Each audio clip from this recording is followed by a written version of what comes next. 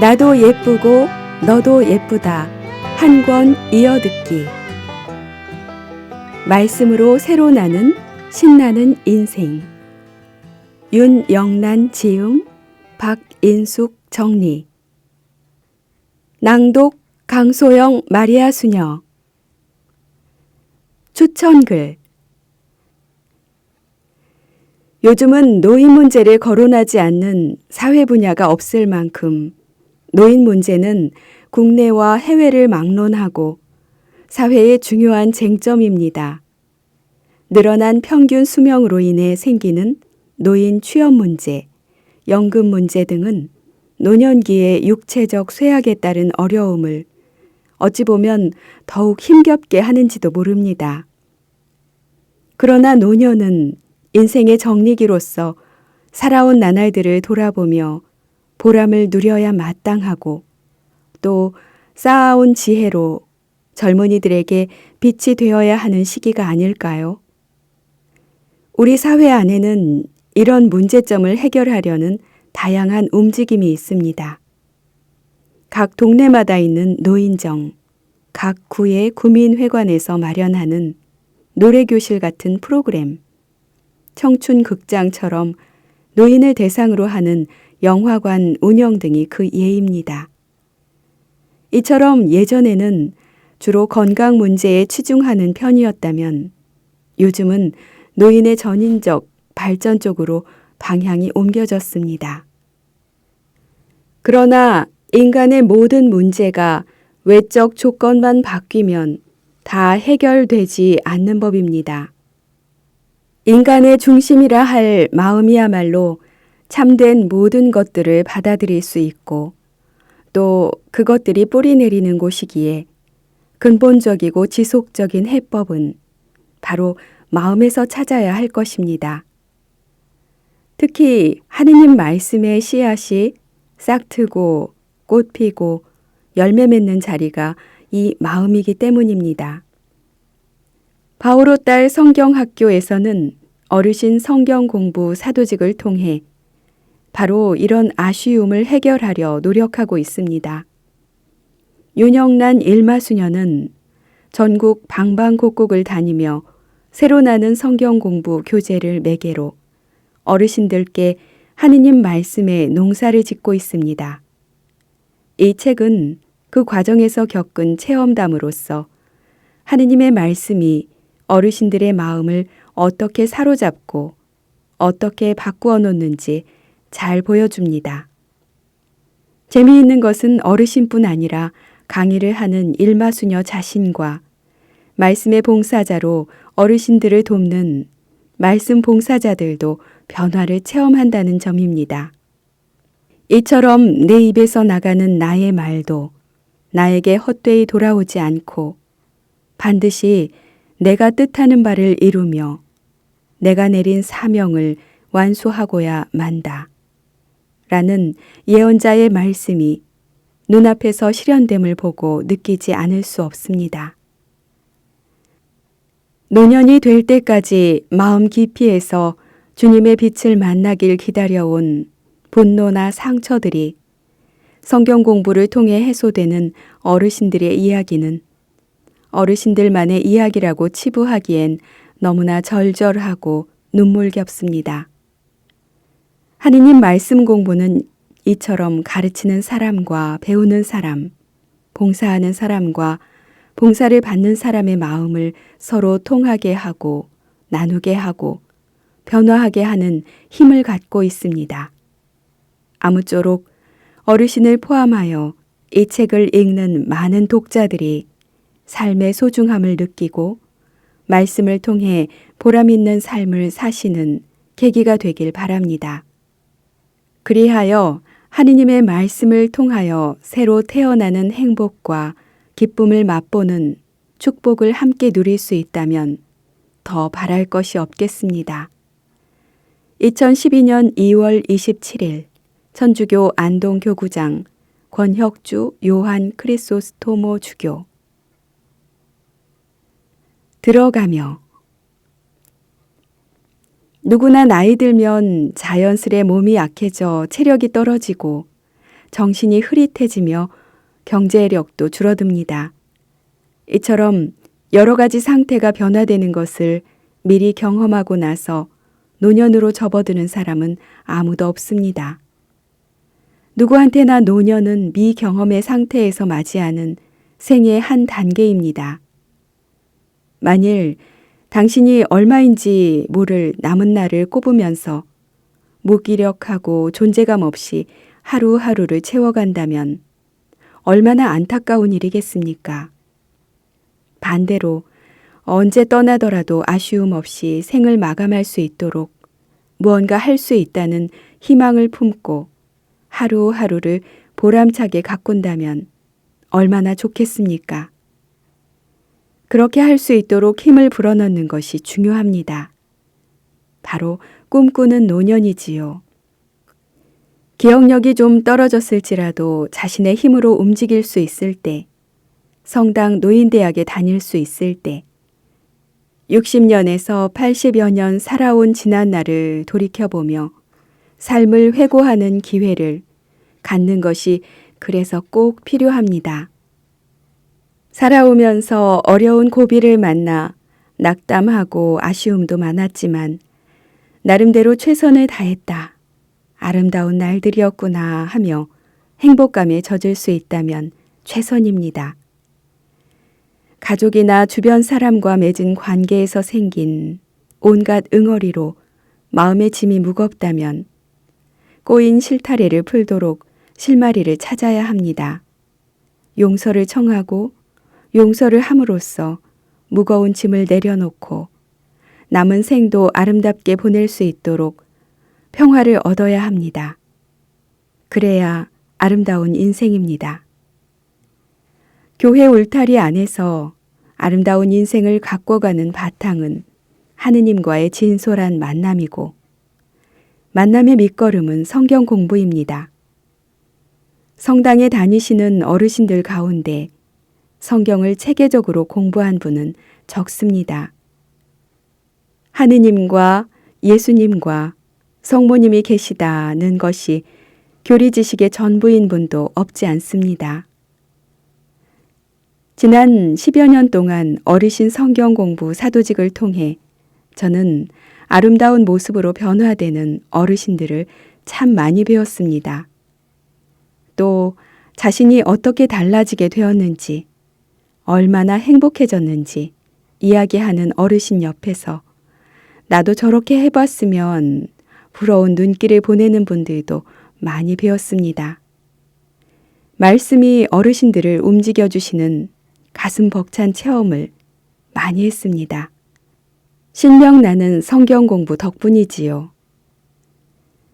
행복한 노년을 찾아 세기를 떠나시는 어르신과 가족들, 교회 사목자와 봉사자 여러분께 이 책이 좋은 길잡이가 되기를 바랍니다. 그동안 어르신 성경 공부 사도직을 하면서 보고 느껴왔던 저의 체험담이 책으로 나올 수 있도록 도와주신 박인숙 선생님께도 깊이 감사드립니다. 성바오로 딸수도회 윤영란 일마수녀. 나도 예쁘고 너도 예쁘다. 학생이 된 어르신들. 성당 안 강의실에 100여 명의 어르신이 모여 계십니다. 60대에서 90대에 이르는 할아버지 할머니들이 간간히 웃어도 가며 이야기를 나누시느라 웅성웅성하지요. 처음 보는 수녀인 제가 교실로 들어가 성큼성큼 강단 앞으로 걸어가면 어르신들은 누구지? 하는 눈빛들을 보내십니다. 낯선 인물의 등장에 이야기 소리가 잦아들면 깊이 허리 숙여 인사드리며 제 소개를 합니다. 안녕하세요. 저는 성바오로 딸수도회 윤일마 수녀입니다. 앞으로 여러분과 함께 성경을 공부하면서 하느님께서 우리를 얼마나 사랑하고 아끼시는지 배워가려고 해요. 학생 여러분, 제가 반가우신가요? 네. 그렇다고 대답은 하셔도 반응은 어정쩡합니다. 성경 공부가 시작된다는 것을 이미 알고 계신 분들은 약간의 호기심을 비치시죠. 내키지 않는다는 듯 뜨악한 표정인 분들이 훨씬 많습니다. 그 속마음을 모르지 않지요. 오늘부턴 놀지 않고 공부를 한대? 그것도 성경을? 에이, 영 재미없겠는데? 미사 시간에 매번 들어도 무슨 뜻인지 잘 모를 성경을 반강제로 공부해야 한다니 달갑지 않으신 겁니다. 그래도 당신들을 위해 일부러 찾아와 준 베일을 쓴 수녀에 대한 예우로 다 함께 교재를 보며 시작 기도를 바치십니다. 말씀은 바로 내 곁에 있고 내 입에 있고 내 마음에 있다. 주님, 성령의 빛으로 저희 눈을 여시어 주님의 길을 보게 하시고 저희 귀를 여시어 생명의 말씀을 듣게 하소서. 아멘. 기도를 마치며 성호도 그었지만 어르신들은 여전히 심드렁한 표정이십니다. 공부 앞에서 지레 부담스럽기 때문이겠지요. 저는 두 팔을 활짝 펴들고 재미나는 율동을 선보이며 분위기를 바꿔보고자 합니다. 학생 여러분, 우선 준비 운동을 좀 하겠습니다. 옆에 계신 어르신과 2명씩 짝을 지으세요. 되셨나요? 먼저 자기 뺨을 검지로 꼭꼭 2번 누르면서 나 예뻐, 나 예뻐 말하며 박수 2번을 짝짝 치세요. 그리고 옆에 분 뺨을 검지로 꼭꼭 2번 누르면서 너 예뻐, 너 예뻐 하며 박수 2번 칩니다. 다음엔 나 예뻐 한 번에 박수 1번 짝, 너 예뻐 한 번에 박수 1번 짝. 이어 나 예뻐, 너 예뻐 엇갈려 가리킨 뒤 박수 2번 짝짝 치면 됩니다. 왜 이런 박수를 치냐고요? 여기 계신 모든 분이 너무너무 예쁘니까요. 준비되셨죠? 그럼 시작! 나 예뻐, 나 예뻐, 짝짝. 너 예뻐, 너 예뻐, 짝짝. 나 예뻐, 짝. 너 예뻐, 짝. 나 예뻐, 너 예뻐, 짝짝. 허리 구부정한 어르신들 자세처럼 축 가라앉아 있던 교실 분위기는 예뻐 예뻐 짝짝 박수와 웃음소리가 뒤섞이며 가볍게 떠오르지요. 처음엔 뺨찍기와 박수 순서를 놓치는 분이 여럿 계시지만 뒷자리 분들과 다시 옆자리 분과 짝지어 몇 번 해보는 사이 박자가 척척 맞아 들어가면서 다들 흥겨워하십니다. 수도복 차림으로 강단 앞에 서서 활개치며 박수를 이끄는 저를 바라보는 어르신들 표정도 한결 밝아지지요. 저 젊은 수녀가 이번엔 뭘 하라고 할까 기다리는 눈빛이 되시고요. 그럼 이제부터 공부에 들어가겠습니다. 학생 여러분, 책을 펴서 9쪽을 찾으세요. 다 찾으셨나요? 그럼 큰 소리로 다 같이 한 목소리로 읽어보겠습니다. 나도 예쁘고 너도 예쁘다고 박수치며 하하호호 웃는 사이 활력을 찾은 어르신들의 목소리는 드높습니다. 한처음에 하느님께서 하늘과 땅을 창조하셨다. 땅은 아직 꼴을 갖추지 못하고 비어 있었는데 어둠이 시면을 덮고 하느님의 영이 그 물 위를 감돌고 있었다.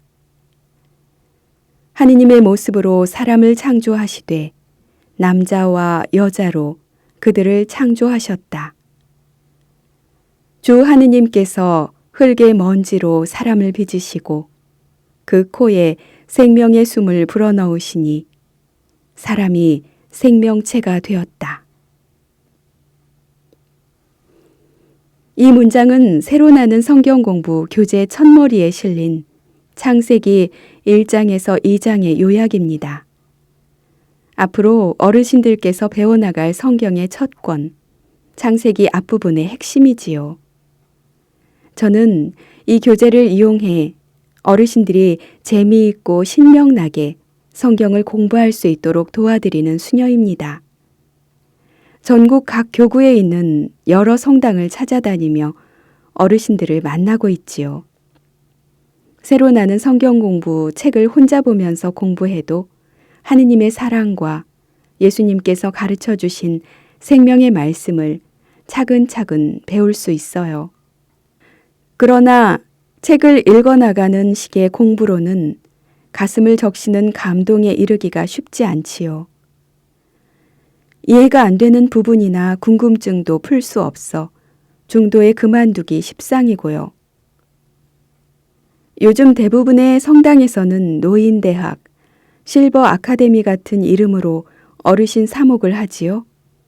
노인대학에서 새로 나는 성경 공부를 교재로 여러 어르신들이 함께 공부하면 다양한 실습과 재미나는 레크레이션, 또 체험 나눔 등을 통해 더욱 체계적이고 효과적으로 하느님 사랑에 맛들여갈 수 있습니다.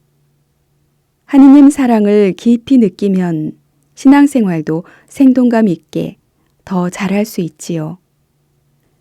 성당에 성경학교가 꾸려지면 곧바로 공부를 시작하는 곳도 있지만 노인대학 교사와 학생들이 다 같이 미사를 봉헌하면서 입학식을 치르기도 합니다.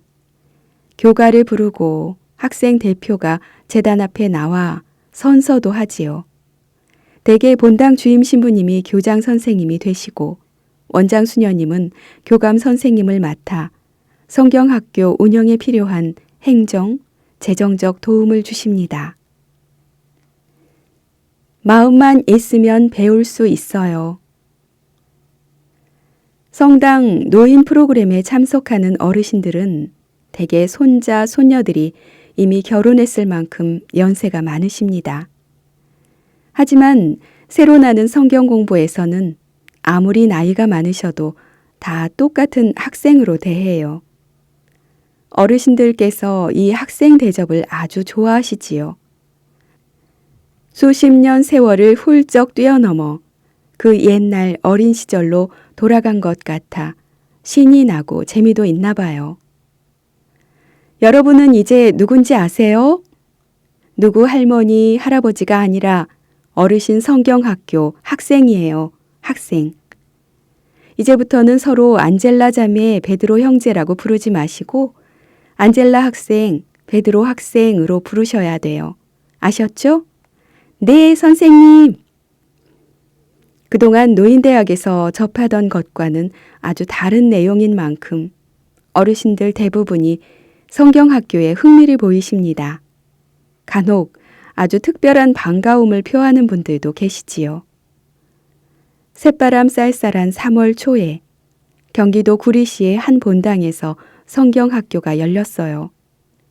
창세기 제1과를 공부하는 동안 하느님께서 지으신 온 세상 만물이 얼마나 사랑스러운 존재인지 설명하면서 각자 좋아하는 꽃이며 과일 이름을 꼽아보도록 했지요. 저는 과일 중에는 참외를 좋아하고 꽃은 요즘처럼 이른 봄에 피는 민들레가 제일 예쁜데 세 번째 줄 가운데 앉은 여학생은 어떤 꽃을 좋아하나요? 어르신들이 수업에 적극 참여할 수 있도록 다른 데 마음 빼앗기지 않고 공부에 집중할 수 있도록 예화와 질문을 고루 섞어가며 재미나는 이야기식으로 설명을 합니다. 한참 수업을 하고 있는데 강의실 중간에 앉아있던 한 여학생이 슬그머니 자리를 떠요. 잠시 화장실에 다녀오시려나 보다 하고 생각했습니다. 신체 조절과 반응 능력이 떨어진 분들인 만큼 생리적 요구가 생기면 수업 시간 중이라도 참지 말고 화장실에 다녀오시라고 미리 말씀드리거든요. 여학생은 수업이 다 끝나도록 교실로 돌아오지 않았어요. 깜빡 잊었던 급한 일이 생각나 집으로 돌아가셨나 보다 했지요. 수업을 마치고 성당을 나와 차를 타려고 할 때였습니다. 수녀님! 선생님! 누군가 크게 부르는 소리에 뒤돌아보니 수업 중에 자리를 떴던 여학생이었어요. 할머니는 구부정한 허리와 조금 휜 다리로 바삐 걸으시느라 몸이 좌우로 기우뚱 하셨지요. 손에 들고 온 비닐봉투를 내미시기에 열어보니 참외가 들어있네요. 아니, 할머니, 참외 사려고 수업 중에 나가신 거예요? 응, 수녀님이 좋아한다기에 몇 개라도 사주려고 했는데요. 요 앞가게엔 참외가 없지 뭐야. 저기 농수산물 센터까지 갔다 오느라고 시간이 좀 걸렸어. 그나저나 맛은 있으려나? 아직 3월이라서 말이야. 할머니는 잠시 가쁜 숨을 고르셨습니다. 이어지는 말씀에 제 가슴은 뭉클했지요. 내가 학교 다녀본 게 벌써 70년도 넘었어.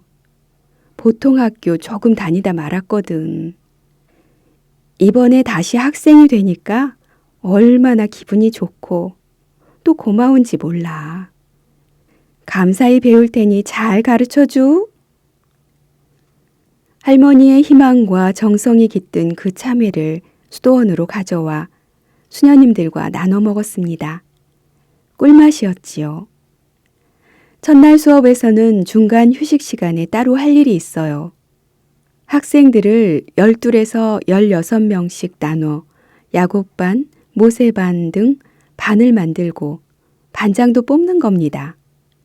반장으로 뽑힌 학생들은 부담스러운 한편으로 기분이 아주 좋으신가 봐요.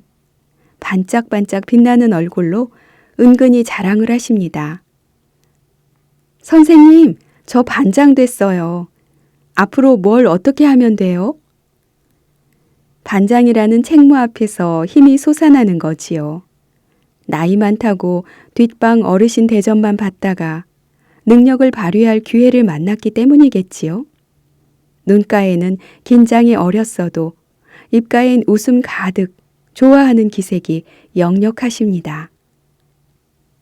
경상북도 대구의 한 본당에서 첫 학기를 시작했을 때예요. 화장을 곱게 한 할머니께서 유난히 자주 가방을 만지작거리고 옷매무새도 자꾸 고치면서 신발의 먼지까지 터시기에 살짝 말을 건넸지요. 성경학교에 나오니까 재미있으시냐고요. 아이고, 수녀님, 얼마나 기분이 좋은지 몰라요. 날아갈 것 같아요. 내가 벌써 80이 넘었는데 평생 처음으로 성경을 공부하거든요.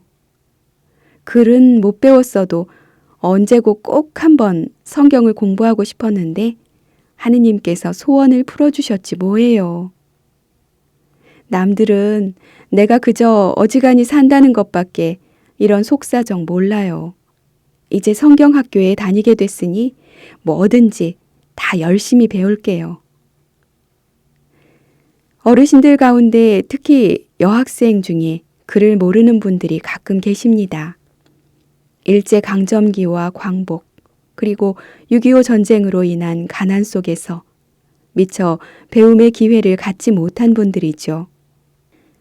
반세기 동안 정치, 경제는 물론 사회, 문화까지 세계적으로 유례없는 변모를 거듭해온 한국 땅에서 온몸으로 그 변화를 겪으며 자식들 낳아 공부 가르치고 시집 장가 보내느라 갖은 고생 다한 분들입니다.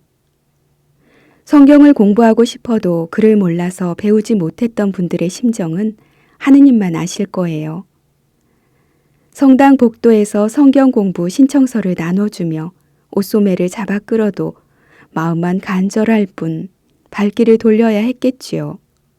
그런데 글을 몰라도 교재를 보면서 성경을 배울 수 있나 궁금증이 드시죠?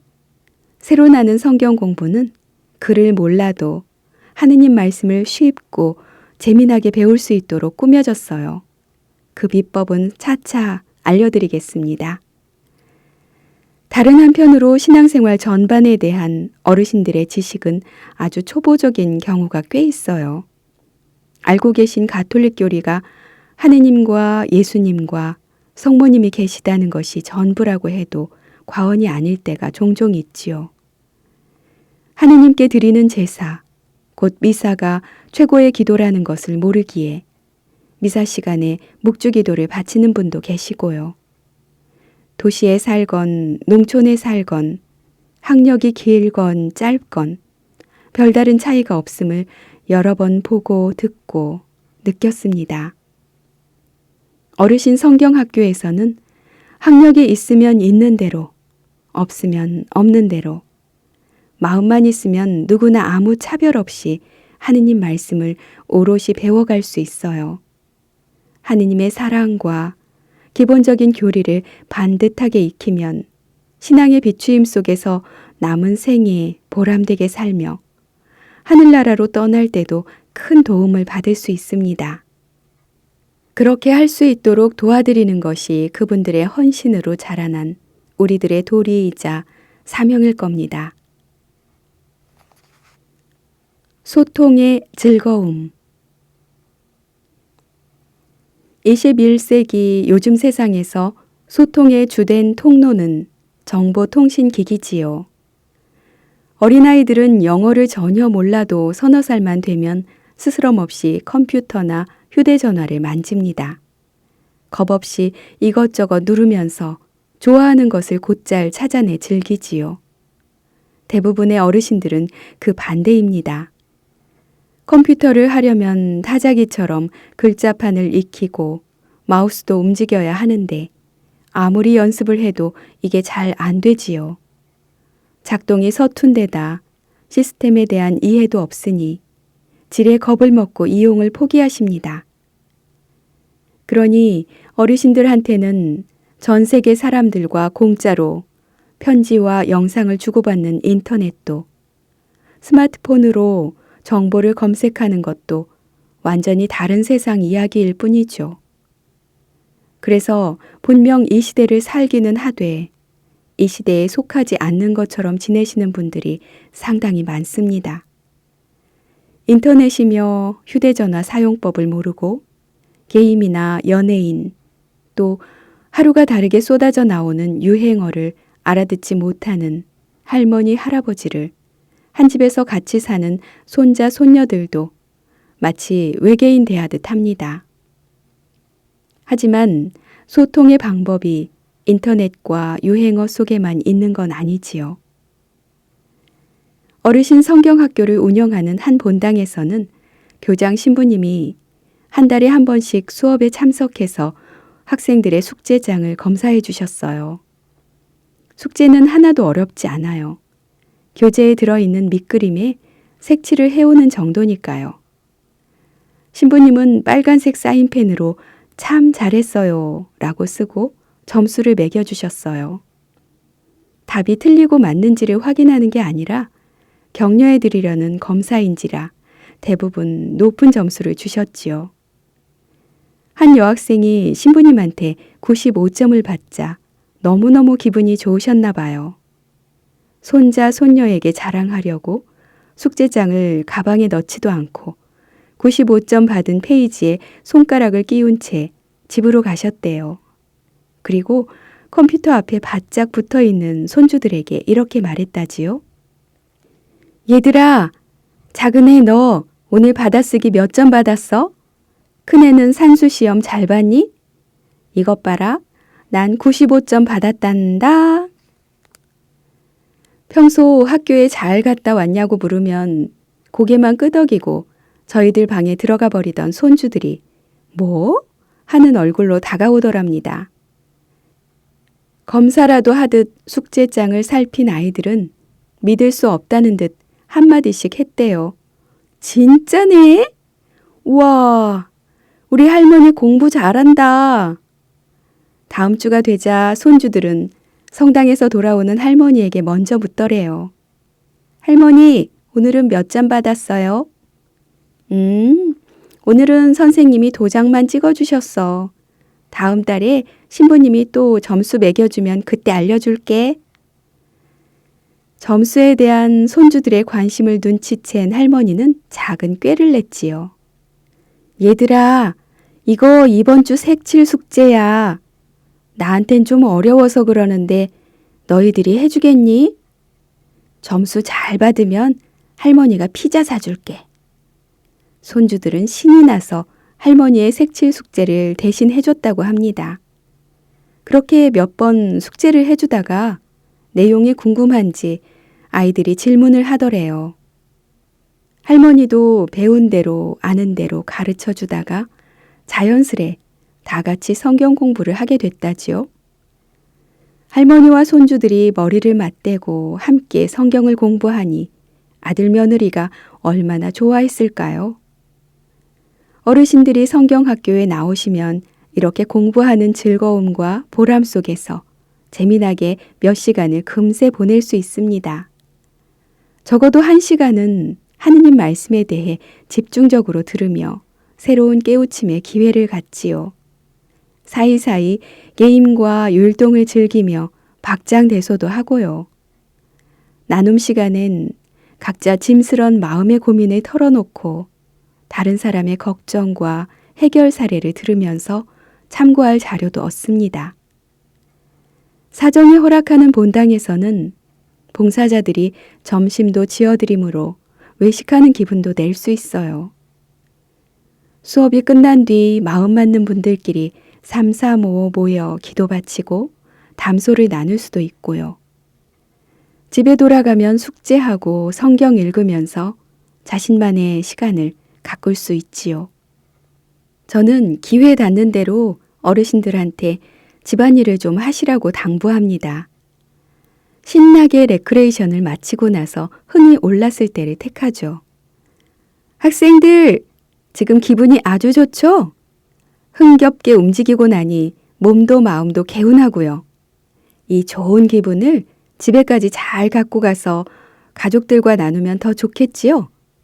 그 방법을 제가 하나 가르쳐 드리겠습니다. 평소에 식구들이 다 제 볼일 보러 나가고 학생 혼자만 집에 남으면 속으로 섭섭해 하시나요? 시계 보고 또 보고 텔레비전 켰다 끄고 또 켜고 하면서요. 앞으로는 가만히 앉아서 누가 들어올 때까지 기다리지만 말고 운동도 겸해서 소일거리를 찾아 해보세요. 며느리나 딸이 미처 못하고 나간 설거지, 청소기 돌리기, 샤워하면서 속옷 애벌 빨기, 쓰레기 분리수거 등 큰 힘 안 들이고도 가족에 도움되는 집안일이 구석구석에 많잖아요. 아셨죠? 몸이 둔하고 눈도 침침한 어르신에게 억지로 허드렛 일을 시키면 어른 대접 못 받는 것 같아서 한숨과 원망이 나오기 쉽지요. 하지만 스스로를 위해 기꺼이 일을 찾아 하면 몸은 좀 힘들어도 마음이 가벼워집니다. 덕분에 가족들과 나누는 일상적인 대화와 친밀감도 훨씬 넓고 깊어지지요. 한두 번 집안일을 해보신 어르신들은 학교에 와서 다른 반원들에게 자랑 겸 이야기를 하세요. 그 말 듣고 실천하는 분들도 점차 늘어나고요. 머리뿐 아니라 몸과 마음과 온 존재에 하느님 사랑의 힘을 듬뿍 받아갈 수 있는 곳이 바로 어르신 성경학교입니다. 선생님, 숙제했어요. 첫 시간. 새로 나는 성경 공부 첫 수업 시간에는 앞서도 말씀드렸듯 창세기 1에서 2장을 배웁니다. 하느님께서 하늘과 땅, 해와 달과 별, 짐승과 물고기들에 이어 사람을 만드신 내용을 간추린 요약문을 읽으면서 수업을 시작하지요. 이어 도움말을 중심으로 창세기 저자가 가르치고자 하는 핵심을 어르신들이 잘 알아들으시도록 쉬운 말로 설명합니다. 하느님께서 다른 것들은 모두 말씀으로 만드셨어도 사람은 당신 모습대로 손수 빚으시고 숨을 불어넣어 생명을 주셨습니다. 사람은 하느님을 닮은 창조계의 최고 걸작이지요. 따라서 인간은 모두 너와 나 구별 없이 누구나 존엄하고 평등합니다.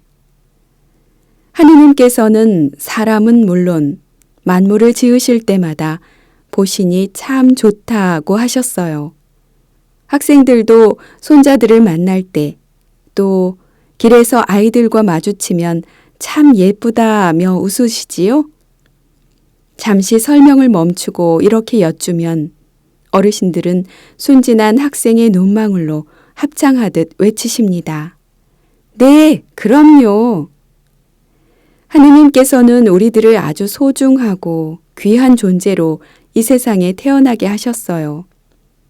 그런 우리가 너무 예뻐서 마치 아버지 어머니가 귀여워하시듯 어쩔 줄 모르며 사랑스런 눈길로 바라보고 계시지요. 우리 모두는 저마다 이 세상에서 가장 귀중한 유일무이한 존재입니다. 마찬가지로 어르신들과 더불어 살아가는 가족과 이웃 또한 여러분처럼 소중한 사람이에요. 하느님께서는 학생 여러분처럼 그들 또한 손수 빚어 만드시고 참 좋다 하고 하셨습니다. 함께 살아가는 가족이나 이웃을 하느님의 마음으로 바라보세요. 각 사람이 저마다 지닌 아름다움과 선함을 보실 수 있을 거예요.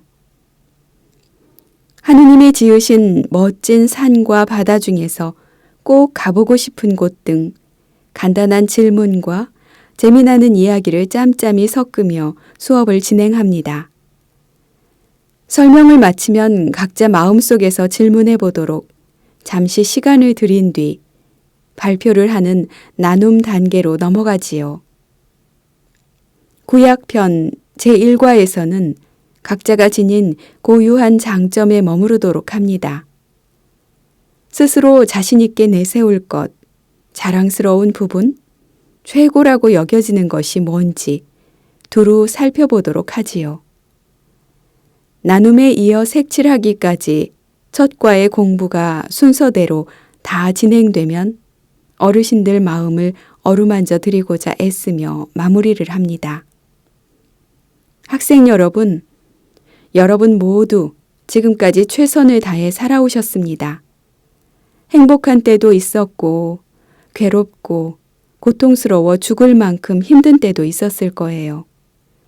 하지만 겪을 때는 몰랐어도 돌이켜보면 그 모든 게 다 소중하고 결코 헛된 일은 아니었다는 것을 잘 알고 계시죠? 혹시 힘든 일이 남아있다면 우리 모두를 이 세상에 단 하나밖에 없는 존재로 깊이 사랑하시는 하느님께 청하세요. 주님께서 힘과 용기와 희망과 위로를 주시며 꼭 안아주실 것입니다. 숙제, 며느리한테 전화 걸기. 공부를 다 하고 나면 끝기도를 바치기에 앞서 그날 학생들 분위기와 상황에 따라 숙제를 드립니다. 서울의 한 본당에서 첫과 공부를 마친 뒤 이런 숙제를 냈어요. 오늘은 이 세상에서 가장 귀한 존재가 나라는 것에 대해 배웠습니다. 곁에 있는 가족들 또한 나처럼 소중한 존재라는 것도요. 혹시 마음에 걸리는 사람이 있나요? 남편? 집사람? 새든 집주인? 아, 네. 며느리가 제일 걸리신다고요? 알겠습니다. 이제 숙제를 드릴게요. 다음 주 수업에 오실 때까지 며느리에게 전화 걸기. 아셨죠? 며느리에게 꼭 전화하시는 겁니다. 어르신들은 첫 수업 내내 외부 수녀가 성경을 가르치는데 과연 어떨까 하는 눈길을 보내십니다. 성당에서 늘 마주치는 본당 수녀가 아니므로 호기심과 무관심이 섞여 있지요. 그래서 가르치는 저나 공부하는 어르신들이나 약간의 긴장 속에 첫 시간을 보냅니다. 그런 참에 숙제까지 내드리면 몇몇 어르신은 별걸 다 하라네 싶은지 뜨악해지세요. 노래 부르며 간단히 몸도 푸는 레크레이션과 건강 관련 정보를 들으며 부담 없이 시간 보내는 노인대학 프로그램에 익숙하시기 때문인 듯 합니다. 수업을 마치고 가방을 챙겨 나오는 제게 여학생이 다가와 숙제를 못하겠다고 말씀하셨습니다. 숙제 때문에 응석부리는 어르신들을 꽤 보아왔기에 가볍게 받아 넘겼지요. 왜요? 어르신 댁에 전화가 없나요? 에이, 그냥 눈 딱 감고 한번 해보세요. 제가 능청을 떨자 할머니는 어린아이처럼 하소연을 하셨어요. 우리 며느리가 얼마나 무서운지 알아? 지난 5년 동안 얼굴 한번 못 봤다고.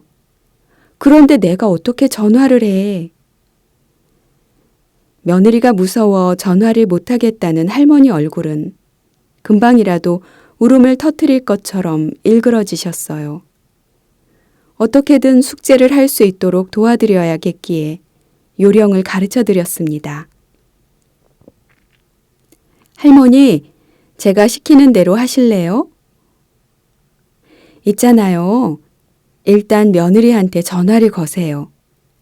며느리가 전화를 받으면 나다 라고 딱 한마디만 하고 끊으시고요. 전화를 하라면서 그런데 며느리가 받으면 나다 하고 끊으라고?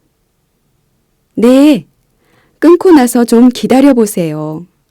틀림없이 아마 5분도 지나지 않아 며느리가 할머니한테 전화를 걸고 무슨 일이 있느냐고 물을 거예요. 그러면 이 일은 무슨 일?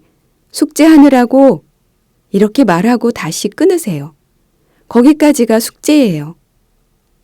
알다가도 모르겠는지 눈살을 찌푸리시는 할머니와 헤어지며 일이 어떻게 되어갈지 자뭇 궁금했습니다. 일주일 뒤 할머니는 저를 보자 뛰다시피 다가오셨어요. 선생님, 수녀, 나 숙제했어. 그 무서운 며느리가 우리 집에도 왔어. 어머나, 그래요? 얘기 좀 해보세요. 할머니 이야기를 옮기면 이렇습니다. 마음이 영 내키지는 않지만 숙제를 하려고 수화기를 들었대요. 아들 집 전화번호를 누르려는데 손이 덜덜 떨리더랍니다. 얼마나 떨리는지 번호를 누를 수가 없을 정도여서 왼손으로 오른손을 붙잡고 겨우 번호를 눌렀대요. 따르릉, 따르릉. 신호음이 울리는 동안 가슴이 쿵덕쿵덕 뛰기 시작하더랍니다. 잠시 후 누군가 전화를 받았고요. 전화선 너머로 들려오는 목소리는 다름 아닌 며느리였대요. 그 순간 할머니 심장은 툭 떨어지는 것 같았답니다. 전화기가 놓여있는 탁자에서 벽 쪽으로 몸이 통째로 튕겨나가는 줄 알았을 정도였대요. 쿵쿵 뛰는 가슴으로 나다! 하고 말하려는데 웬걸 입이 떨어지기는커녕 도리어 혀가 바싹바싹 마르더랍니다. 저쪽에서는 계속 누구시냐고 묻고요. 쩔쩔매며 아무 소리 못하다가는 전화가 끊어질 것 같아 조바심이 난 할머니는 한순간에 아랫배에 힘을 잔뜩 주면서 나다! 소리치고 얼른 수화기를 놨대요. 전화를 끊고 나자 얼마나 맥이 풀리는지 벽에 기대 앉은 몸 여기저기서 식은땀이 나더랍니다. 그렇게 멍하니 앉아있는데 전화벨이 울리더래요. 전화를 받으니 역시나 며느리였고요. 수녀 말대로 며느리가 전화를 했구나 싶어 다음 말을 하려는데 무어라고 며느리가 얘기를 하더랍니다. 그러나 할머니 귀에는 하나도 들리지 않더래요. 무슨 말을 하는지도 모르겠고 다음 말도 얼른 해야 하겠기에 할머니는 눈을 질끈 감으며 소리를 질렀대요. 이 일은 무슨 일? 숙제하느라고. 그리고 던져버리듯 수화기를 놨대요. 사방이 다시 조용해진 가운데 한참 앉아있으려니 주먹만한 돌덩어리가 쑥 빠져나간 듯 가슴속이 시원해지더랍니다. 며칠 후 외출했다 집으로 돌아온 할머니는 안에서 며느리 모습이 보여 깜짝 놀랐대요.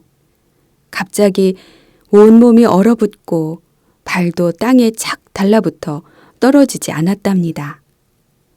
엉거주춤 현관에 선 채 들어가지도 나가지도 못하고 여기가 어디지? 둘러보니 집이더래요. 그제야 안으로 들어가 옷을 갈아입고 부엌으로 가서 냉수를 한 컵 들이켰답니다.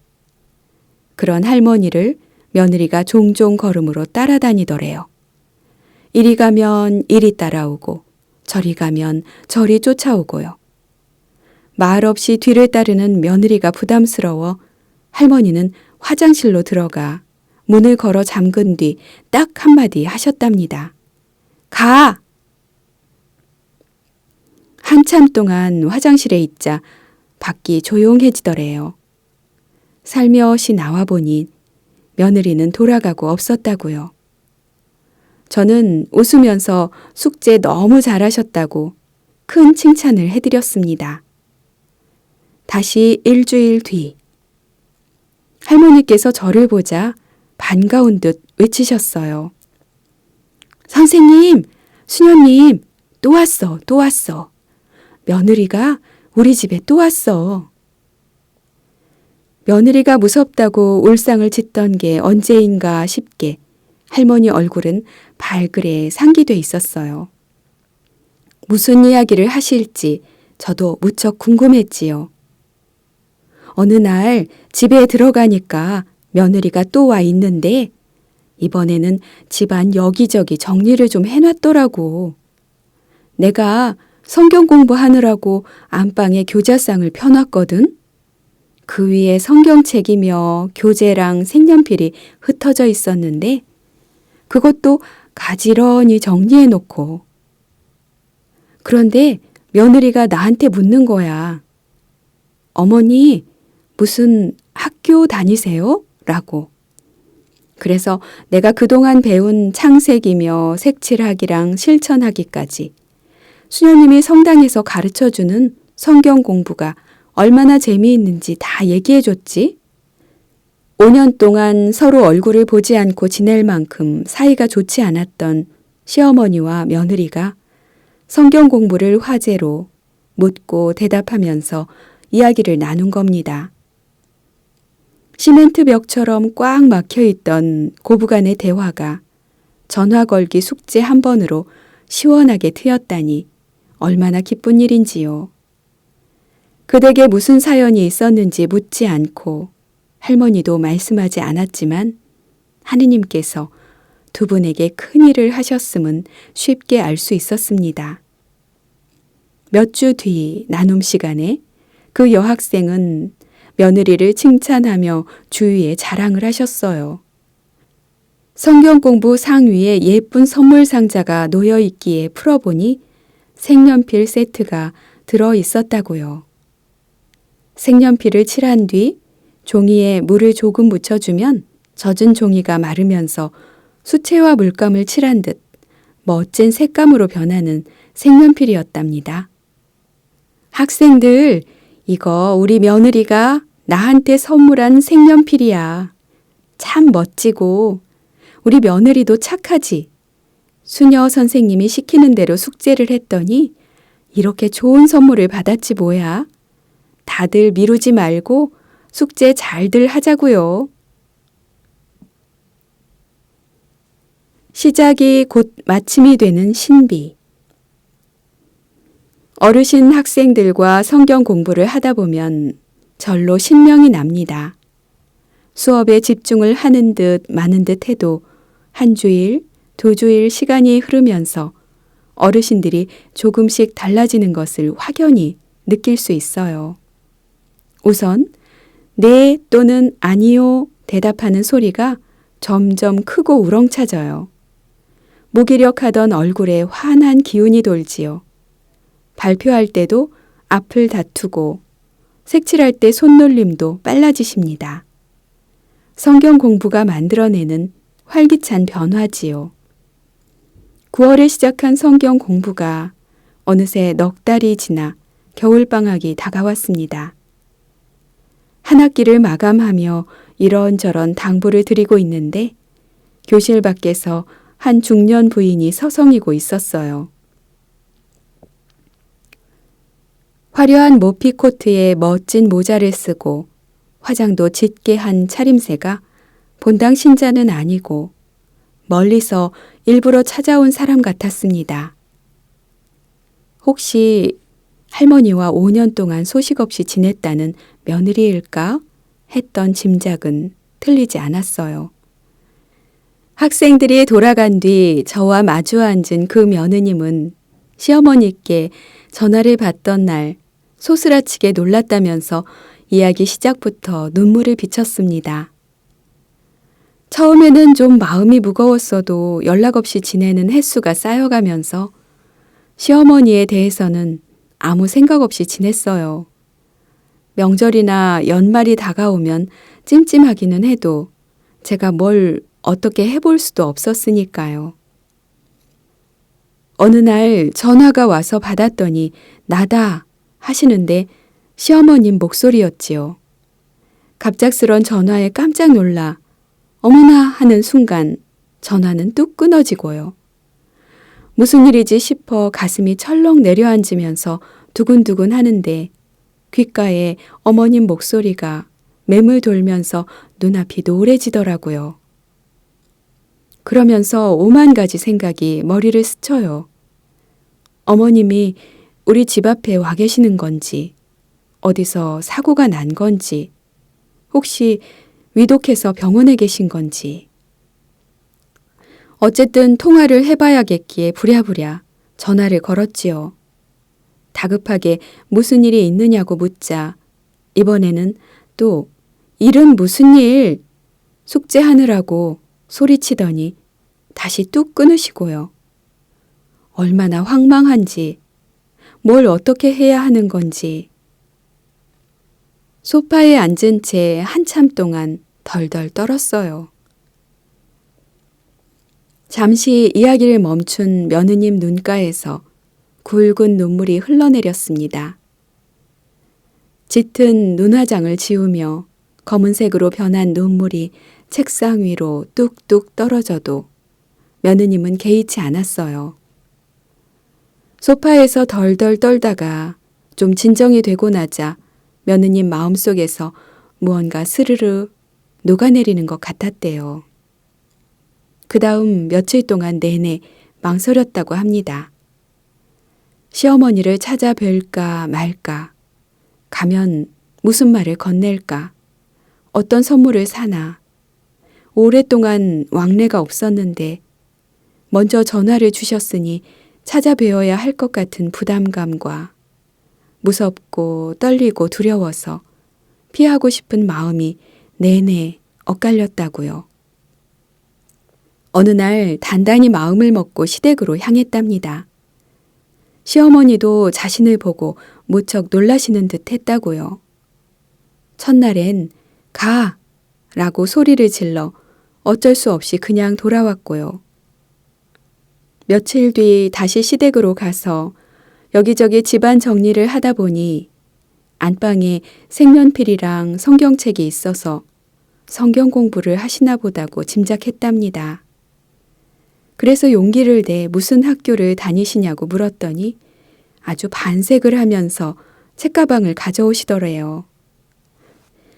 교재를 꺼내 한 장, 두 장 책을 넘겨 보여주며 뭐라 설명을 하시더랍니다. 색칠하는 것도 직접 보여주시고요.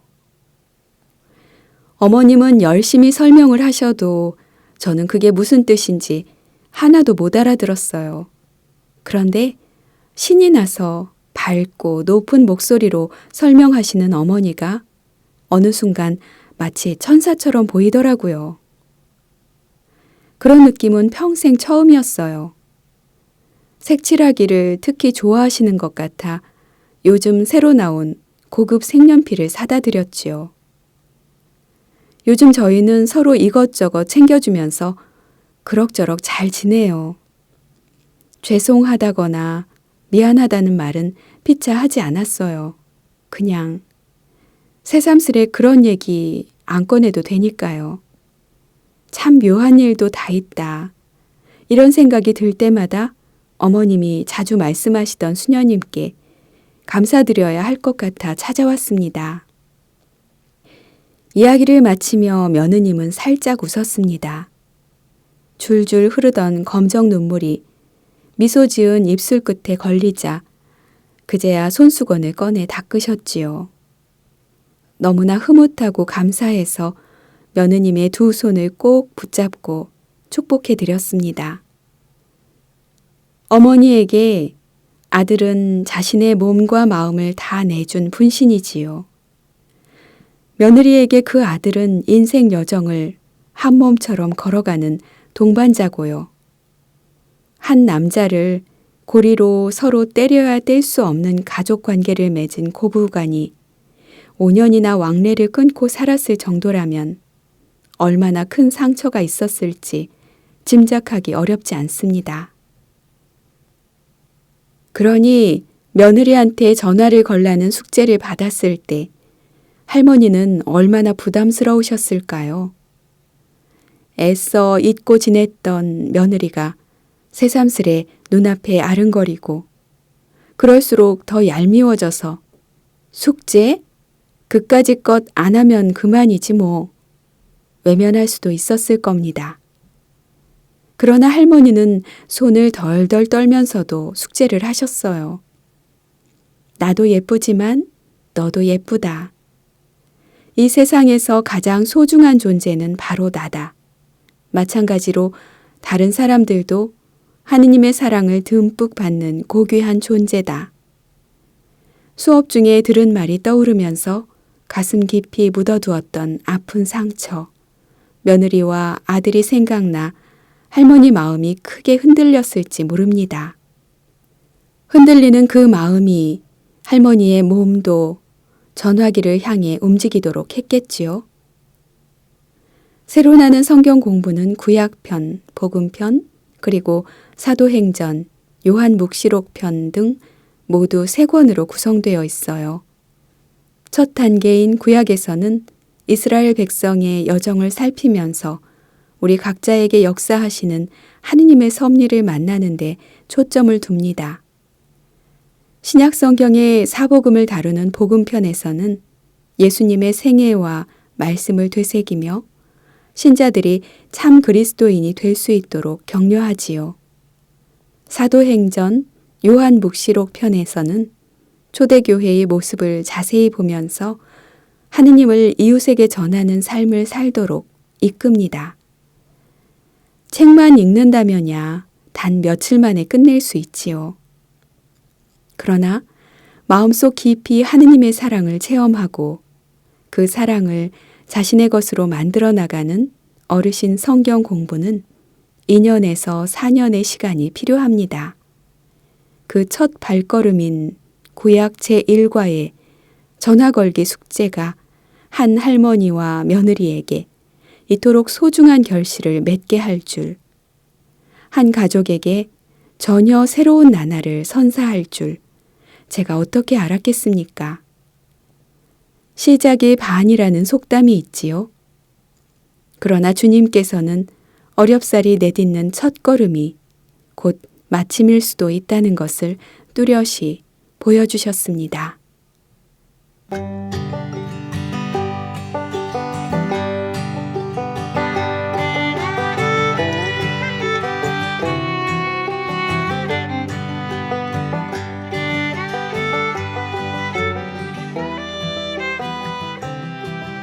더 좋은 콘텐츠 제작을 위해 여러분의 후원을 기다립니다.